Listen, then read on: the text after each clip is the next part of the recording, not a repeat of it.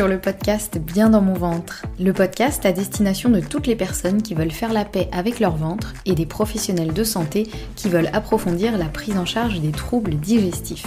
Je m'appelle Anne-Sophie Basquet, je suis naturopathe, formée à la micronutrition et passionnée par tout ce qui touche de près ou de loin à la digestion, au microbiote et à ce qu'on appelle le deuxième cerveau. Mon objectif, apprendre le plus de choses possibles sur tous ces sujets et vous les transmettre ensuite via ce podcast, mais aussi via des formations en ligne. Ici, chaque semaine, je vous dévoile mes dernières trouvailles et retours d'expérience en termes de santé naturelle, alimentation et hygiène de vie, pour que vous ou vos clients puissiez retrouver un ventre serein et une pleine santé physique et mentale. Bonne écoute!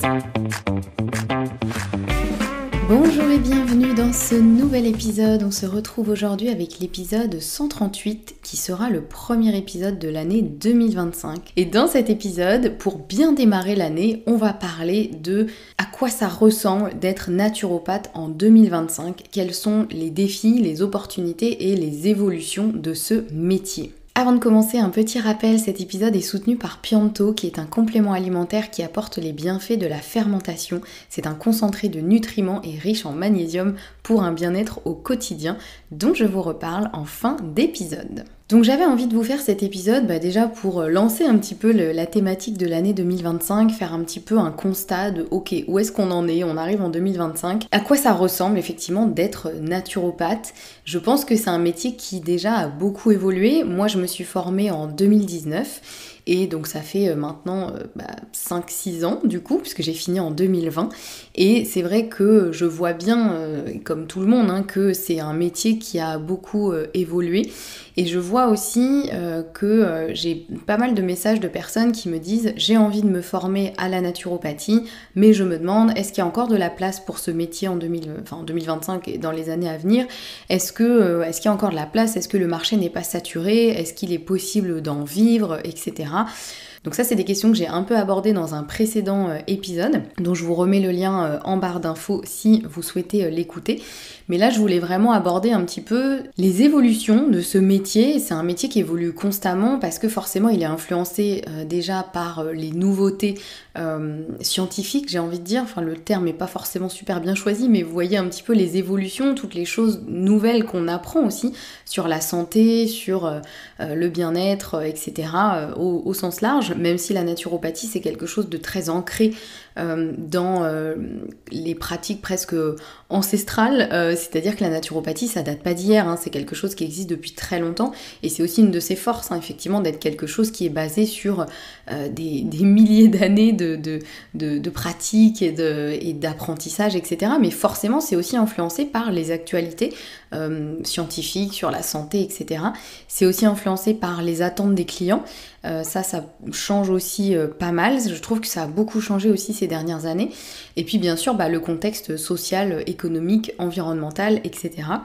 Donc l'idée de cet épisode, c'est un petit peu de faire un point sur tout ça et vous donner un peu mon avis par rapport à ce que j'ai pu constater et ce qui, je pense, va effectivement se confirmer en 2025. Je suis pas en train de lire l'avenir, l'idée c'est pas de vous faire un épisode de voyance, c'est vraiment simplement par rapport au constat un petit peu que j'ai pu faire ces dernières années, voir un petit peu quels peuvent être justement les défis mais aussi les opportunités d'être naturopathe en 2025. Donc si on commence déjà par faire un petit peu un point sur les tendances, on va dire, émergentes en naturopathie. Qu'est-ce qui a un petit peu changé ces dernières années principalement, de voir un petit peu à quoi ça ressemble. Déjà, premièrement, depuis notamment la pandémie du Covid-19 qui a commencé en 2020, il y a eu quand même un gros essor des consultations en ligne. C'est vrai que moi, c'est quelque chose qui existait assez peu quand je me suis formée à la naturopathie, et je sais que notamment mon école de formation était assez catégorique sur ça. C'était plutôt les consultations en ligne,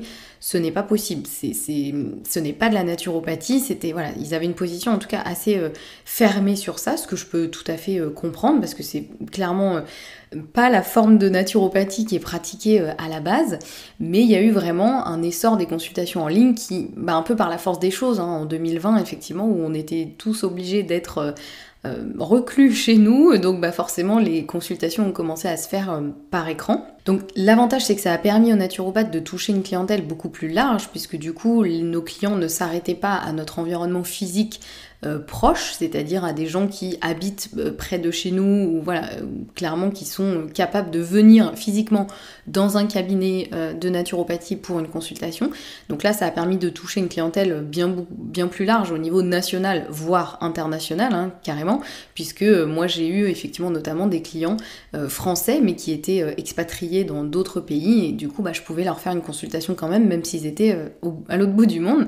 Mais forcément, ça pose aussi des défis, puisque à la base, si par exemple mon école de formation était si catégorique sur ça, c'est notamment parce que dans la naturopathie, c'est pas juste le fait de poser des questions. Il y a aussi beaucoup d'observation de la personne, d'observation du physique, de la physionomie, de la façon aussi de parler de la personne. Enfin, on peut lire quand même beaucoup de choses aussi en observant une personne, chose qu'on peut faire aussi à distance, mais effectivement il y a un peu ce truc de comment recréer vraiment un lien humain à distance et comment garantir aussi un suivi de qualité. On est d'accord pour dire qu'il y a des choses qui ne peuvent se passer que en physique, quand il y a une vraie interaction, une personne en face d'une autre, et il y a des choses au niveau plus subtil peut-être qui vont se passer, qui ont plus de mal à se passer peut-être en ligne. Donc voilà, donc ça c'est un peu il y a vraiment une digitalisation de la naturopathie. Est-ce que c'est bien, est-ce que c'est pas bien ? Moi personnellement, j'ai pas un avis hyper tranché sur la question. Pour avoir fait beaucoup de consultations en ligne moi-même, j'avais un peu peur justement de ça, de ce côté, est-ce que c'est possible quand même de garder vraiment un lien humain ? Et moi je pense que oui, je pense que ça ne remplacera, ce sera jamais aussi fort que quand on rencontre les personnes en physique, qu'on est dans la même pièce et que voilà, il y a quelque chose peut-être de l'ordre, encore une fois, du subtil ou de l'énergétique qui se passe. Mais moi j'ai eu vraiment des consultations en ligne avec des personnes où on est vraiment rentré dans un niveau d'intimité presque, j'ai envie de dire. J'ai parfois eu des personnes qui pleuraient pendant une consultation en ligne, et moi j'étais à deux doigts de pleurer aussi parce que j'ai beaucoup d'empathie naturellement, et le fait qu'on soit en ligne n'a pas empêché ça. Donc pour moi c'est plutôt une forme d'évolution qui ne doit pas forcément se substituer à 100% aux consultations en présentiel, mais qui peut effectivement rajouter quand même une dimension à la pratique de la naturopathie. Donc voilà, personnellement je trouve que c'est pas forcément ni un défi, ni à 100% une opportunité, même si ça penche plus du côté de l'opportunité. Mais en tout cas, voilà, pour l'avoir pratiqué, je me suis vraiment rendu compte qu'on pouvait tout à fait avoir beaucoup d'humanité dans une consultation en ligne, puisque c'est pas tant le fait d'être derrière un écran qui va compter, c'est tout ce qu'on va y mettre dans cette consultation, tout ce que nous, on va mettre d'humain justement dans cette consultation, et voilà, donc ça pour moi c'est un point qui est hyper important, parce que je sais qu'il y a un peu différents avis sur ça, et je pense que le mieux c'est de le pratiquer pour voir est-ce que ça vous correspond ou pas. Je sais qu'il y a aussi des personnes qui me disent moi c'est pas possible de faire des consultations en ligne, j'ai vraiment besoin de voir les gens, de pouvoir les observer dans leur globalité, de les avoir en face de moi, ce que je comprends tout à fait. Donc au niveau de la digitalisation, il y a aussi un autre point, c'est que maintenant il y a aussi beaucoup d'outils digitaux, que ce soit des applications de santé, des logiciels de gestion de clients, des possibilités de faire des tests, des analyses à domicile, etc., qui modifient aussi la manière d'interagir avec le client, en bien comme en moins bien. C'est un peu pareil, le fait que effectivement les gens aujourd'hui aient accès à toutes ces applications de santé et puissent eux-mêmes faire un suivi de leur santé avec des objets connectés, des applications de suivi, etc. C'est à la fois génial parce que ça permet aux gens d'être beaucoup plus autonomes, et même en tant que naturopathe, ça peut aussi permettre d'avoir un suivi encore plus personnalisé si par exemple on a accès à ces données-là, ou si la personne nous fait un peu un résumé de ce qu'elle a pu constater avec toutes ces applications de suivi et ces objets connectés. Mais il peut aussi y avoir le côté où les personnes se disent du coup j'ai pas besoin d'un thérapeute puisque je peux moi-même faire mon suivi et me débrouiller avec ça. Ce qui peut bien sûr être le cas dans certaines situations, mais ça suffit pas toujours. Donc là c'est plus une tendance qui peut être qu'on peut prendre du côté positif. Effectivement, on peut par exemple proposer des choses différentes pour avoir un suivi de la personne. On peut analyser ses données de santé effectivement issues de trackers comme l'alimentation, le sommeil, le stress, etc. Donc ça, tout dépend un petit peu comment on va l'utiliser et comment les personnes aussi qu'on accompagne vont les utiliser. Mais ça, il faut savoir que c'est une réalité. Donc ça, il faut forcément un peu le prendre en compte, et voilà, le prendre en compte d'une façon qui nous correspond aussi. Soit on n'a pas du tout envie de s'occuper de ça et nous on travaille pas du tout comme ça et c'est une façon de faire et c'est ok.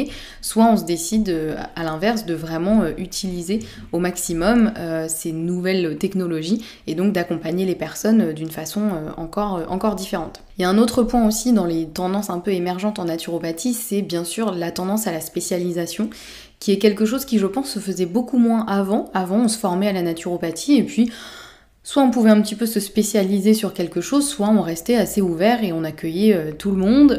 Là, aujourd'hui, j'ai l'impression que c'est quasiment obligatoire de se spécialiser, que ce soit dans des domaines comme les troubles digestifs, la santé hormonale, le stress, le burn-out, l'accompagnement des enfants, l'accompagnement des femmes enceintes, l'alimentation végétale, etc.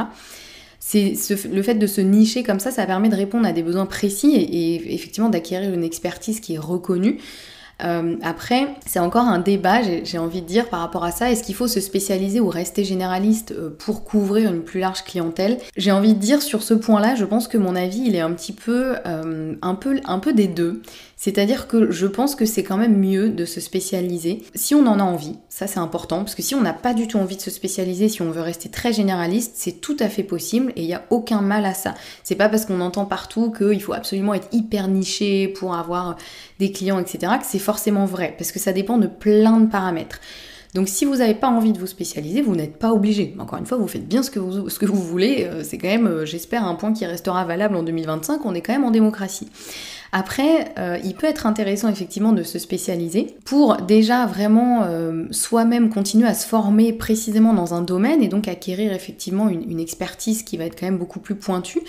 Et aussi, c'est vrai que j'ai l'impression qu'aujourd'hui, on traite un peu les naturopathes comme on traite les médecins. C'est-à-dire que si on ne sait pas trop ce qu'on a, on va aller voir un médecin généraliste qui va nous aider à comprendre déjà ce qu'on a et qui va potentiellement nous rediriger vers des spécialistes. Si on a un problème ORL, eh ben, il va nous rediriger vers un ORL.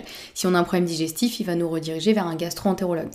Eh bien, j'ai l'impression qu'en naturopathie, c'est un peu la même chose. Aujourd'hui, si on sait précisément ce qu'on a, ou en tout cas d'où vient le problème, ou en tout cas où se situe le problème, parce que parfois il est à un endroit, mais la cause profonde est ailleurs, on va en général se tourner vers quelqu'un qui correspond à ça. Si on a des troubles digestifs, on va essayer de trouver un naturopathe ou une naturopathe qui est spécialisée dans les troubles digestifs. Donc c'est vrai que ça peut être intéressant effectivement de se spécialiser pour ça. Au début on peut se dire qu'on va se fermer à une clientèle parce qu'on peut se dire bah oui mais du coup toutes les personnes qui n'ont pas de troubles digestifs par exemple ne vont pas venir me voir donc je me ferme la porte à beaucoup de clients potentiels, ce qui est vrai, mais aussi le fait que à l'inverse les personnes qui vont venir nous voir elles vont venir nous voir pour nos compétences précises et parce qu'on est spécialisé sur ça. Donc moi je trouve que c'est intéressant de se spécialiser. Le bémol que je mettrais, c'est que pour l'avoir moi-même un peu vécu, je pense qu'il faut quand même, quand on se spécialise, rester un peu au courant de tout ce qui se fait ailleurs sur les autres domaines qui sont pas notre spécialité. Parce que si on se spécialise vraiment sur un domaine, on peut quand même passer à côté de beaucoup de choses. Et si par exemple on a une personne qui vient nous voir, pas forcément pour des troubles digestifs, si nous on est spécialisé dans les troubles digestifs, bah, on peut un peu se retrouver à se dire mince, comment on accompagne quelqu'un qui n'a pas forcément des troubles digestifs, qui vient me voir pour simplement plus un bien-être général, comment je fais? Donc il faut pas, je trouve, tomber dans ce truc, ce qui est un peu malgré tout un travers entre guillemets de la médecine, et ce qui se comprend, hein, parce que les médecins qui se spécialisent dans un domaine, ils font des années d'études pour se spécialiser dans ce domaine-là, donc forcément, bah, ils oublient un petit peu tout le reste, ce qui est complètement normal. Donc je trouve qu'il faut pas non plus tomber forcément dans ce biais-là, de se dire je ne me spécialise que sur ça et j'oublie de regarder ce qui se passe à côté parce que en plus c'est quand même quelque chose qu'on apprend en naturopathie, tout est absolument interconnecté et donc s'il y a une problématique dans un autre système du corps que par exemple le système digestif, ça va impacter forcément tout le reste et le système digestif va aussi impacter tout le reste. Donc ça c'est un point que j'ai moi-même vécu, effectivement ma passion c'est le système digestif et son impact sur tout le reste. Mais c'est vrai qu'en 2024, je me suis un peu sorti la tête de l'eau et je me suis dit, mais c'est vrai qu'il faut peut-être que je me renseigne quand même un peu plus sur ce qui se fait aussi à côté, sur comment fonctionne aussi vraiment le système hormonal, le système nerveux, etc. Donc j'ai commencé à aller repiocher un petit peu plus des informations et j'ai trouvé ça passionnant parce que ça m'a aussi beaucoup permis de refaire des connexions avec le système digestif. Donc c'est pour ça que se spécialiser c'est bien, mais il faut pas non plus avoir des œillères qui nous ferment absolument à tout ce qu'il y a à côté, parce que tout est interconnecté, tout est nécessaire et l'être humain n'est pas qu'un seul système. L'être humain c'est plusieurs systèmes qui fonctionnent les uns en interaction avec les autres. Donc c'est important aussi de garder quand même un œil sur ce qui se fait à côté. Voilà pour ça. Un autre point aussi qui a pas mal émergé, je trouve, ces derniers temps, c'est l'importance croissante des collaborations. C'est vrai qu'aujourd'hui, la plupart des clients recherchent un peu des approches holistiques. Alors la naturopathie a quand même une approche assez holistique, mais c'est vrai que beaucoup de clients aujourd'hui vont à la fois voir un naturopathe, un ostéopathe, un acupuncteur, enfin un ou une, à chaque fois je dis le masculin, mais j'intègre le féminin aussi dedans. Je vous le fais pas à chaque fois pour pas que ce soit trop lourd, mais voilà, c'est important pour moi d'inclure les deux.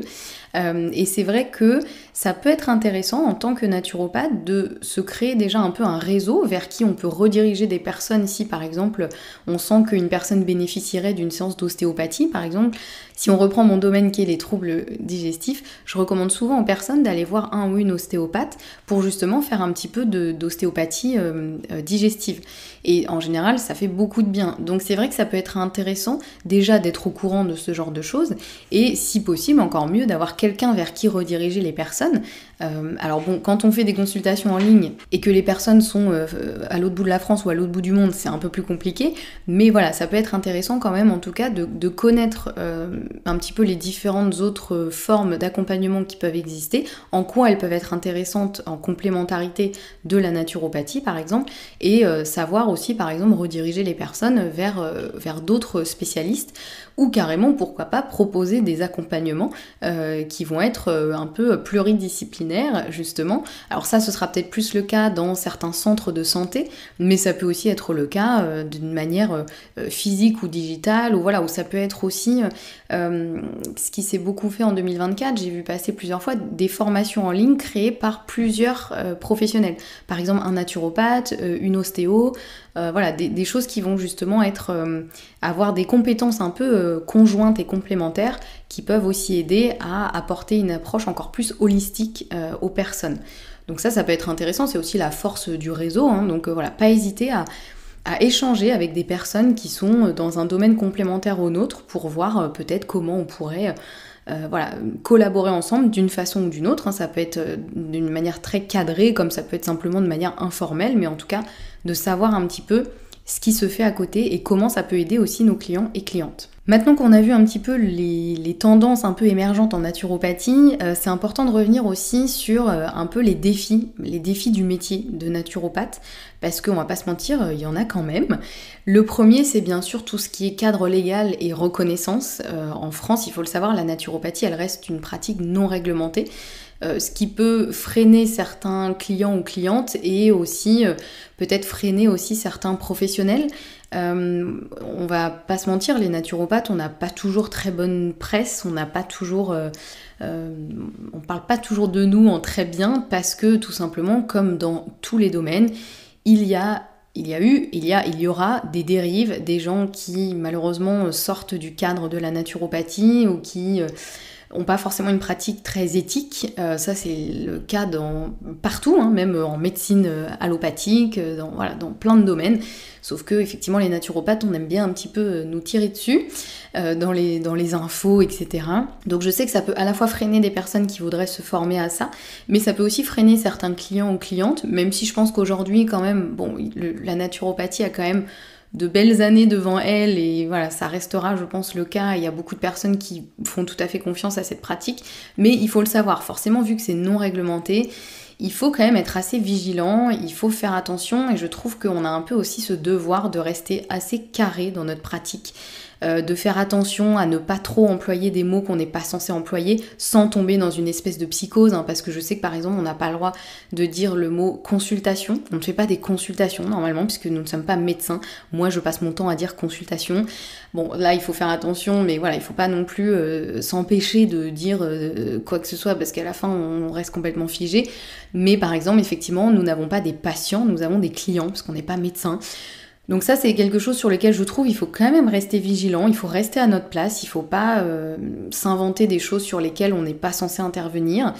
Donc ça, c'est quand même un point qui est pas nouveau, hein, ça a toujours été le cas. Voilà, ce sera le cas encore, je pense, pendant de nombreuses années. Peut-être qu'un jour la naturopathie sera réglementée, mais bon, aujourd'hui c'est pas le cas. Donc c'est vrai qu'il faut, je trouve, on a un peu, encore une fois, ce devoir de rester quand même assez éthique et professionnel et de vraiment faire attention à ce qu'on dit, à ce qu'on fait, tout en ne s'empêchant pas non plus de pratiquer la naturopathie, parce que sinon, au bout d'un moment, on reste figé dans l'inaction et on fait plus rien. Mais voilà, c'est important de le savoir, de se renseigner un petit peu sur ce qu'on a le droit de faire, ce qu'on n'a pas le droit de faire, d'être très transparent aussi avec les clients et clientes. Moi, je passais mon temps à dire aux personnes, je ne vais pas à l'encontre de votre médecin. Si votre médecin vous a dit de faire ça, vous le faites. Si vous avez un doute et que vous n'êtes pas trop en accord avec ce que vous dit votre médecin, vous voyez avec lui. Mais moi, en aucun cas, je suis là pour vous dire, ne faites pas ce que votre médecin vous dit, faites ce que moi je vous dis, parce que c'est mieux.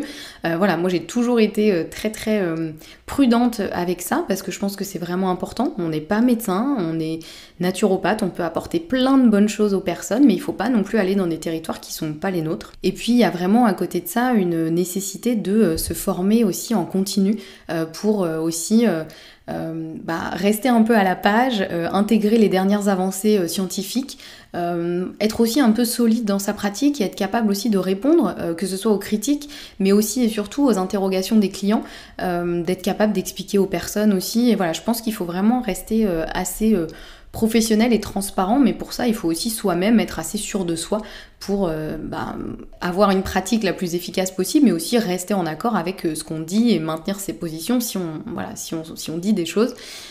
Donc voilà, c'est un cadre qui est assez complexe, hein, tout ça, le cadre légal, etc. Moi, je pense qu'il faut pas que ça nous empêche de pratiquer, mais il faut rester prudent quand même sur ça, en résumé. Un autre défi qui peut aussi intervenir par rapport au métier de naturopathe, c'est les attentes des clients. Il faut savoir que les clients, aujourd'hui, ils deviennent de plus en plus informés, parfois trop, malheureusement, via les réseaux sociaux, via Internet. Donc c'est vrai qu'on a de plus en plus de personnes qui arrivent en consultation qui, on a l'impression qu'elles en savent peut-être plus que nous, parce qu'elles se sont tellement renseignées sur le sujet, elles ont lu tout et n'importe quoi sur Internet, que parfois ça peut être déstabilisant, parce qu'on peut se dire waouh, mais en fait la personne elle sait déjà tout, elle sait déjà plus de choses que moi, donc comment je peux l'aider? Il faut réussir déjà à rester crédible, bien sûr, et à se positionner aussi un peu comme un guide face à justement cette overdose d'informations contradictoires sur la santé. Moi j'hésite pas à dire aux gens que je comprends que moi-même, hein, quand j'ai un problème, j'ai tendance à fouiller tout Internet pour trouver des réponses, mais c'est vrai que du coup les gens arrivent, ils sont complètement perdus, ils ont essayé souvent beaucoup de choses contradictoires, parce qu'ils ont essayé tout ce qu'ils pouvaient, et parfois trop vite, sans aller au bout des choses, etc. Donc je trouve qu'on a aussi un peu ce rôle en tant que naturopathe, effectivement, de guide et de rappeler des choses de base, et de dire aux gens, parfois on va repartir un peu à zéro, on va y aller par étapes, ensemble, main dans la main, et on va avancer de manière logique et sans aller trop vite. Et parfois rien que ça fait du bien, parce que pour l'avoir vécu moi-même, hein, j'ai testé beaucoup de choses pour moi-même, et j'en parlais dans un précédent épisode de à quel point c'est compliqué de s'aider soi-même quand on est naturopathe. C'est hyper dur de savoir quoi faire pour soi, on a tendance à pas forcément être très objectif, on a tendance à tester plein de choses. Donc moi en 2024, je me suis fait accompagner par une médecin micronutritionniste qui d'ailleurs elle-même m'a dit que elle aussi, elle n'arrivait pas à travailler sur elle-même au niveau santé, etc. Et qu'elle accompagnait pas non plus ses proches, parce que c'est hyper dur. Donc ça m'a rassurée aussi, je me suis dit bon, c'est pas que moi, même les médecins, ils ont souvent du mal à savoir quoi faire pour eux-mêmes, parce que encore une fois, on teste plein de trucs, on va tester 3 jours puis on arrête parce qu'on se dit mais non ça marche pas, enfin on fait un peu n'importe quoi. Et justement cette médecin micronutritionniste m'a dit exactement ça, elle m'a dit bon, on va reprendre les bases, on va repartir à zéro, on va travailler par étapes, on va se laisser le temps et on va avancer ensemble. Et honnêtement ça a été la meilleure chose à faire pour moi, parce que ça m'a vraiment énormément aidée.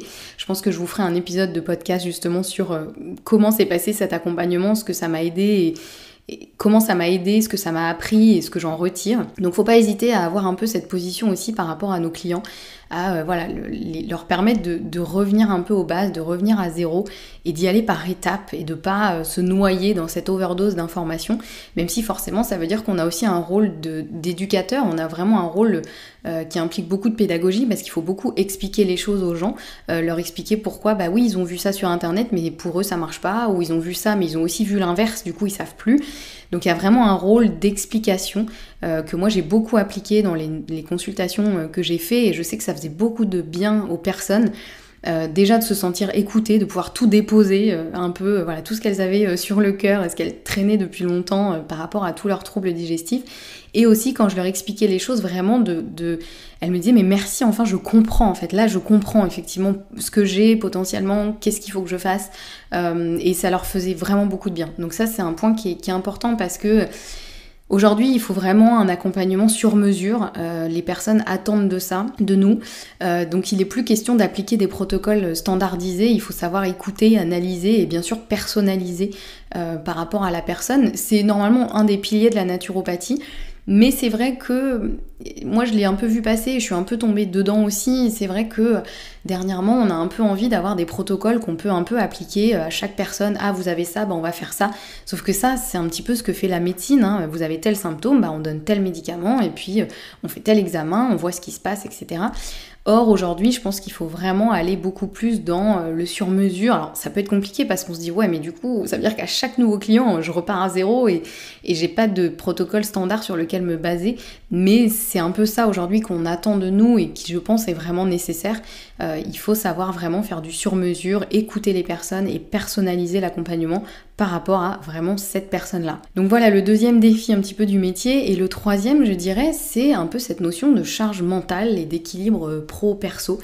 Parce que être naturopathe notamment, c'est souvent porter un peu une double casquette, c'est-à-dire celle de thérapeute mais aussi celle d'entrepreneur. Donc il faut à la fois être disponible pour ses clients, mais aussi gérer le côté entrepreneuriat de la naturopathie. Ça j'en parlais effectivement dans l'autre épisode que je vous ai fait sur comment lancer son activité de naturopathie.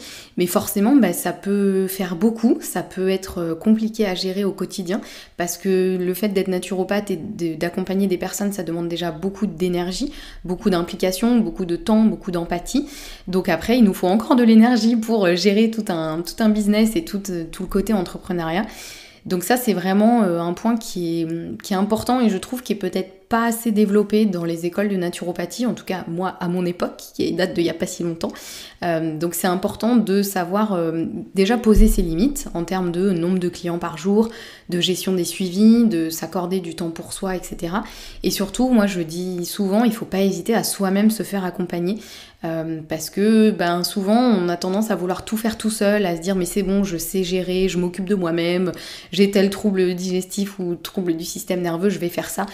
Or, encore une fois, c'est hyper dur de savoir ce qui est bon vraiment pour nous, et parfois ça fait juste du bien de se faire accompagner et de pas porter toute cette charge mentale soi-même tout seul, parce que ça fait quand même beaucoup. Donc ça c'est quand même un point qui est important, parce que je pense que c'était déjà le cas il y a de nombreuses années, mais peut-être un peu moins quand même. J'ai l'impression qu'aujourd'hui il y a quand même vraiment cette double casquette qui est encore plus importante et encore plus pesante aussi, parce que on va pas se mentir, c'est pas forcément tous les jours facile d'être naturopathe, et c'est pas tous les jours facile d'être entrepreneur. Les deux ont des très très très bons côtés, mais les deux ont aussi quand même des exigences. Donc vraiment ça c'est un point qui est important, et je pense qu'il faut être au courant de ça quand on se forme à la naturopathie, quand on se lance en tant que naturopathe, qu'il va vraiment falloir avoir cette double casquette, et qu'il faut pas hésiter à se faire accompagner sur ça, parce qu'on peut pas tout savoir, on peut pas tout faire, et il faut aussi savoir demander de l'aide quand c'est nécessaire. Donc voilà, on a vu un petit peu les tendances et les défis un peu du métier de naturopathe. Maintenant, on va passer un petit peu aux opportunités à saisir en 2025, justement, par rapport à tout ça. À quoi ça peut ressembler d'être un naturopathe en 2025 ? Pour moi, il y a vraiment justement se positionner comme un éducateur de santé. On le dit souvent, les naturopathes, on est des éducateurs de santé. Parce que notre rôle, je trouve, il est vraiment d'expliquer les choses aux gens. Il est à la fois dans la prévention, c'est-à-dire d'essayer d'expliquer aux personnes comment éviter de tomber malade, comment gérer au mieux son hygiène de vie, etc. Mais il est aussi dans l'explication, encore une fois, quand les personnes arrivent avec le cerveau farci d'informations, qu'elles savent plus quoi penser, qu'elles sont complètement perdues, qu'elles sont un peu découragées, presque à se dire du coup il n'y a pas de solution pour moi puisque j'ai tout essayé, ou j'entends tout et son contraire, je suis perdue, je ne sais plus quoi faire. Donc je pense qu'il y a vraiment un rôle d'éducateurs justement sur ça, d'expliquer les choses aux gens, d'essayer de les aider à y voir plus clair. Et aussi de renforcer la compréhension de pourquoi c'est important effectivement de bien manger, de faire du sport, de gérer son stress, etc. Et que ce soit pas juste de donner un peu des injonctions, parce qu'on en a déjà beaucoup trop dans notre société, c'est pas il faut faire ça, mais c'est pourquoi ça peut être intéressant pour vous de faire ça, et voilà en gros un petit peu l'impact que ça peut avoir, voilà ce que vous pouvez espérer si vous vous occupez de telle ou telle problématique. Et ça aide beaucoup les gens parce qu'aujourd'hui on a beaucoup trop dans notre société de il faut faire ci, il faut pas faire ça, ça c'est bien, ça c'est pas bien. Et je trouve que le fait d'expliquer aux gens pourquoi pour eux ça peut être intéressant, ça leur fait beaucoup de bien et souvent ça les aide vraiment à appliquer parce qu'au moins ils ont compris les choses. C'est pas juste une information qu'ils ont vu passer qui leur disait ouh là là il faut pas faire ça. C'est ils comprennent pourquoi pour eux ça peut être intéressant ou pas de faire quelque chose. Donc ça c'est vraiment un point qui est important. Et encore une fois ça nécessite du coup beaucoup de personnalisation, donc vraiment d'essayer de passer du temps avec la personne, c'est du sur-mesure, hein, c'est vraiment de comprendre la personne, de pouvoir lui expliquer, l'écouter, l'accompagner sur tout ça. Et ça aussi, il y a quand même un point qui est important, c'est que tout ça, ça peut passer bien sûr par des consultations, mais ça peut aussi passer par des ateliers, des webinaires, pourquoi pas, du contenu éducatif aussi sur les réseaux sociaux par exemple, mais éviter, je trouve, un peu les trucs bateaux. Je pense que les gens aujourd'hui, les trucs bateaux, ils les ont vus et revus. Aujourd'hui, il faut aller un peu plus dans le détail et expliquer vraiment aux personnes pourquoi ça peut être intéressant, en essayant de faire de l'individualisation autant que possible. Mais c'est vrai que la bonne nouvelle quand même, c'est que je trouve qu'aujourd'hui les consultations en naturopathie, ce n'est bien sûr plus du tout la seule façon de pratiquer la naturopathie. Il y a beaucoup de façons de la pratiquer aujourd'hui, donc ça c'est aussi à voir en fonction de vos préférences, en fonction de vos atouts aussi, mais voilà, il y a vraiment un rôle à jouer sur tout ça, sur aider les personnes à démêler un peu le vrai du faux et créer aussi du lien. Il y a vraiment cette notion de créer du lien, créer une communauté, fidéliser une communauté, tout en gagnant bien sûr en visibilité. Une autre opportunité qui rejoint un petit peu ce qu'on a dit avant, c'est justement pourquoi pas d'explorer des modèles hybrides. Donc ça peut avoir un petit peu deux volets, c'est-à-dire le premier ça peut être pourquoi pas faire effectivement des consultations individuelles, mais aussi pourquoi pas proposer des offres collectives. Par exemple, moi c'est ce que j'ai fait au début de ma pratique, je proposais des ateliers en groupe sur une thématique, par exemple la digestion, hein, c'est quand même mon dada, mais ça peut être ça peut être des ateliers en groupe, ça peut être aussi des programmes en ligne, hein, si comme moi vous aimez travailler en ligne, créer des choses, etc. Ça peut aussi être des accompagnements par étapes. Vous pouvez aussi proposer à vos clients un accompagnement sur 3 séances par exemple, où la première vous allez vraiment parler de l'alimentation, la deuxième plutôt de la gestion du stress, la troisième de l'activité physique par exemple. Voilà, ça peut prendre la forme que vous souhaitez, mais c'est vrai que ça peut être intéressant de proposer des choses un petit peu plus hybride, donc effectivement pas juste une consultation individuelle classique comme on l'entend souvent en naturopathie. Voilà, ça peut être intéressant de faire ça puisque ça peut permettre de toucher plus de personnes tout en diversifiant aussi vos revenus. Vous, ça vous permet de ne pas vous lasser non plus dans une activité qui serait trop redondante. Donc c'est vraiment, c'est comme on dit, sky is the limit. Tout simplement, vous pouvez faire un peu ce que vous voulez et tant que vous restez dans le cadre de l'éthique et du professionnalisme de la naturopathie, ça peut prendre la forme que vous voulez. Et pour moi, ce modèle hybride, il peut aussi se faire en collaboration avec un autre professionnel.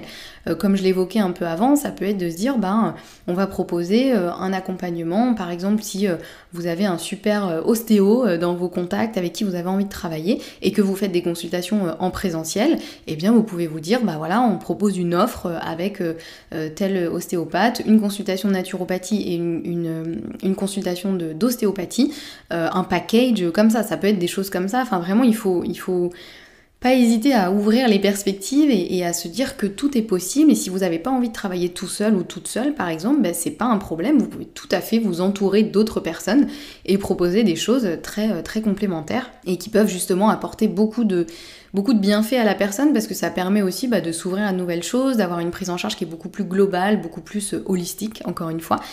Donc ça peut être aussi un point qui est vraiment intéressant. Et puis, une autre opportunité à saisir en 2025, ça peut être effectivement d'élargir son réseau et d'innover un petit peu, de faire des choses qui peut-être n'ont pas encore été faites jusqu'à maintenant. Par exemple, ça peut être de collaborer avec des entreprises. Bon, ça se fait quand même de plus en plus, mais c'est vrai que les entreprises, ça permet de toucher un public plus large, plus facilement. Souvent, il y a une possibilité aussi d'avoir des revenus quand même intéressants, parce que les entreprises ont souvent des budgets qui peuvent être intéressants pour le bien-être de leurs salariés. Donc voilà, ça peut être d'animer des ateliers, de proposer des consultations en entreprise, ça peut être aussi de travailler avec des écoles. Si vous aimez beaucoup travailler avec les enfants, vous pouvez proposer des choses pour l'alimentation des enfants, etc. Alors c'est des domaines qui sont peut-être un petit peu plus touchy, il faut vraiment faire attention par rapport à tout ça, parce que faut être un peu sûr de ce que vous avancez et faire les choses vraiment en douceur et sans arriver en disant il faut absolument faire ça ou faire ça, parce que bon, faudrait pas vous attirer les foudres des parents ou des enseignants ou quoi, mais voilà, il faut vraiment se dire que ça peut être... faut pas hésiter à penser réseau en fait, parce que c'est vrai que le métier de naturopathe peut être un métier assez solitaire si on fait que des consultations individuelles par exemple. Alors oui, on est en contact avec nos clients et clientes, mais on peut se sentir un peu seul d'un point de vue professionnel, donc faut vraiment pas hésiter à ouvrir le champ des possibles. Vous pouvez aussi travailler avec des associations, pourquoi pas, pour aider aussi des personnes. Alors là, ce sera peut-être plus du travail bénévole, mais pas que, mais ça peut être aussi intéressant dans le côté de donner un peu aussi de vos compétences pour certaines associations. Faut pas hésiter à miser dessus et ça peut vraiment amener des possibilités et des opportunités que je pense on ne soupçonne pas, auxquelles on pense pas forcément, et ça peut être vraiment une vraie force. Et puis aussi, il y a un point quand même qui est important, je trouve, en 2025, c'est l'aspect de santé environnementale.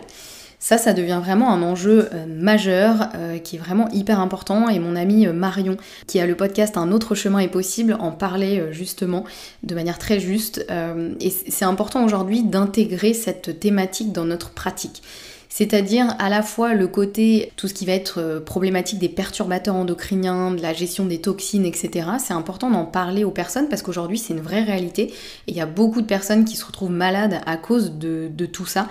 Mais c'est important aussi de rajouter, je trouve, ce côté santé environnementale au sens large, c'est-à-dire santé de la terre, notre impact aussi sur l'environnement, sur la terre, et je trouve qu'on a aussi un peu ce rôle d'éclaireur, ou en tout cas d'éducateur par rapport à ça, pour les personnes, de l'importance de tout ce qu'on fait aujourd'hui, qui est bon ou pas, à la fois pour notre santé, mais aussi pour la santé, encore une fois, environnementale, la santé de la terre, puisque la santé de la terre va directement impacter notre santé à nous. Et ça, je trouve que c'est une thématique qui est pas beaucoup abordée, je trouve, en naturopathie aujourd'hui. Enfin, quand on se forme à la naturopathie, c'est quelque chose qui est assez abordé, mais dans la pratique, je trouve que ça manque encore un peu d'application, et je m'inclus dedans, hein. C'est un sujet sur lequel je me suis pas beaucoup exprimée, et c'est quelque chose que j'aurais envie de faire effectivement encore plus.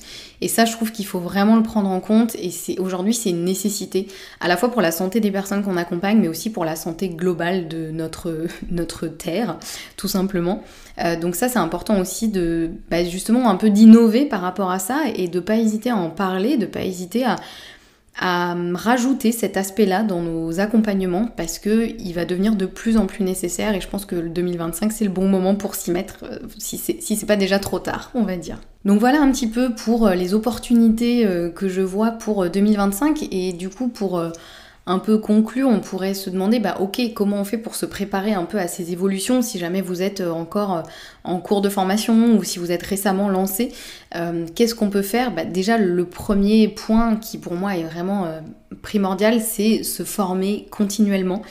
Donc ne pas hésiter à suivre des formations complémentaires. Je trouve que la naturopathie, c'est vraiment un très bon socle pour se former à la suite à d'autres choses, donc approfondir un domaine spécifique, apprendre que ce soit des choses sur la santé ou aussi sur l'entrepreneuriat.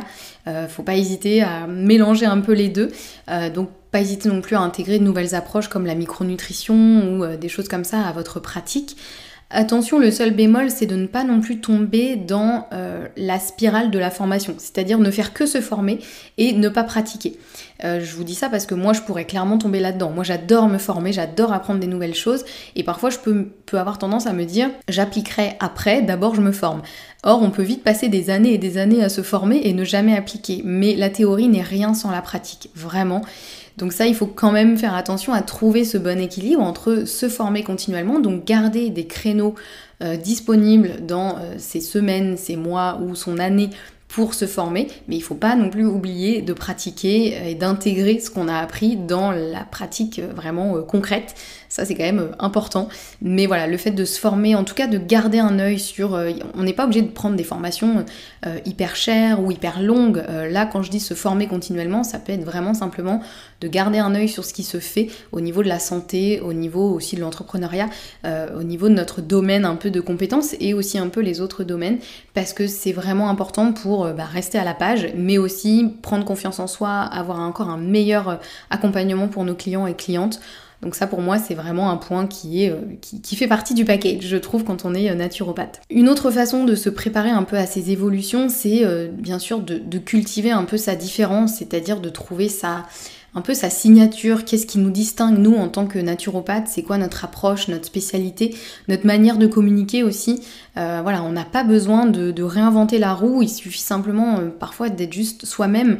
Et deux naturopathes spécialisés dans le même domaine n'auront pas du tout la même approche, parce que peut-être qu'il y en aura un ou une qui sera peut-être beaucoup plus dans la retenue, dans le côté très scientifique, et l'autre personne sera beaucoup plus dans le côté très humain, très empathique. Et du coup, les personnes vont aller vers l'un ou l'autre en fonction de ce dont ils ont besoin et ce qui leur parle. Donc je sais que ça peut faire un peu peur, ce truc de cultiver sa différence, se démarquer, etc. Mais parfois il faut juste revenir à des choses très basiques, en fait qui vous êtes, comment vous vous exprimez, comment vous accompagnez les gens. Juste simplement ça peut déjà faire une grosse différence, parce qu'on est tous et toutes différents par rapport à ça.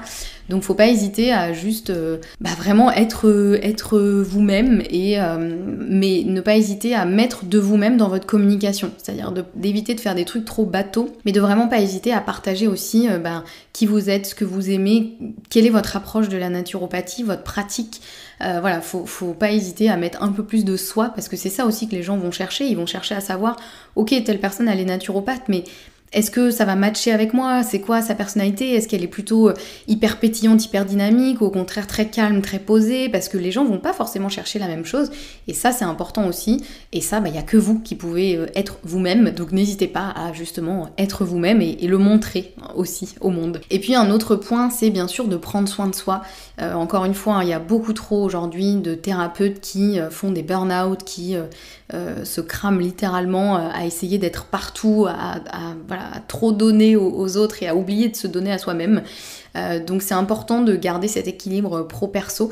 Être un bon thérapeute, c'est aussi être bien avec soi-même, et je dirais même c'est surtout être bien avec soi-même, même si je pense qu'on peut quand même être un bon thérapeute, même si soi-même on va pas forcément très bien, parce qu'on peut aussi très bien savoir donner aux autres et s'oublier soi-même. Mais voilà, ça c'est vraiment important de s'appliquer ses propres conseils à soi-même, de pas hésiter à se faire accompagner si besoin, parce qu'en fait si vous faites ce métier-là par vraiment une vocation d'aider les autres, mais qu'au bout d'un an vous êtes complètement cramé, vous êtes en burn-out et que vous n'êtes plus capable d'exercer ce métier, vous n'aurez rendu service à personne, et surtout pas à vous, ni à votre famille, ni à vos proches, ni à tout ce qui est autour de vous.